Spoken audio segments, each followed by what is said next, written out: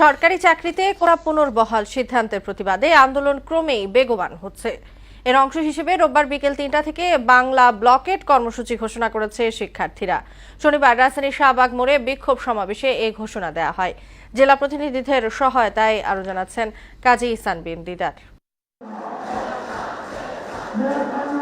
সরকারি চাকরিতে প্রবেশে সব ধরনের কোটা বাতিলের দাবিতে এবার দেশজুড়ে বাংলা ব্লকেট কর্মসূচি পালনের ঘোষণা দিয়েছে পাবলিক বিশ্ববিদ্যালয়ের শিক্ষার্থীরা। দাবি আদায় না হওয়া পর্যন্ত আমরা রাজপথ ছাড়ব না। যতক্ষণ পর্যন্ত না আমাদের দাবি আদায় হচ্ছে ততক্ষণ আমরা শক্ত প্রতিরোধ গড়ে তুলব। সর্বোচ্চ পর্যায়ে যারা যাবে আমরা চাই তারা মেধার জোরে যাক, তারা কোটার জোরে না যাক। শনিবার বিকেলে শাহবাগ সড়ক অবরোধ শেষে আন্দোলনরতদের মুখপাত্র জানান, কর্মসূচির অংশ হিসেবে রোববার বিকেল ৩টা থেকে রাজধানী সহ সারা দেশের গুরুত্বপূর্ণ পয়েন্টে অবস্থান নিয়ে অবরোধ কর্মসূচি পালন করা হবে। যদি প্রয়োজন হয় যত রাত পর্যন্ত থাকা লাগে আমরা তত রাত থাকবো। ছাত্র সমাজ জানে কোন মাত্রায় গেলে দাবিটি আদায় করে নেওয়া সম্ভব। আন্দোলনকারীরা বলছেন ২০১৮ সালের পরিপত্র বাতিল করে তৃতীয় ও চতুর্থ শ্রেণীতে এখনো ৫৬% কোটা রাখা একেবারেই অযৌক্তিক। ২% লোকের জন্য যদি আপনি ৫৬% কোটা দেন, এটা কিভাবে যৌক্তিক হতে পারে? কোটা দিয়েছিলেন মুক্তিযোদ্ধাদের জন্য, বাংলাদেশ বিনির্মাণের জন্য, কিন্তু সেটা তো প্রজন্মের পর প্রজন্ম চলতে পারে। আপনি কি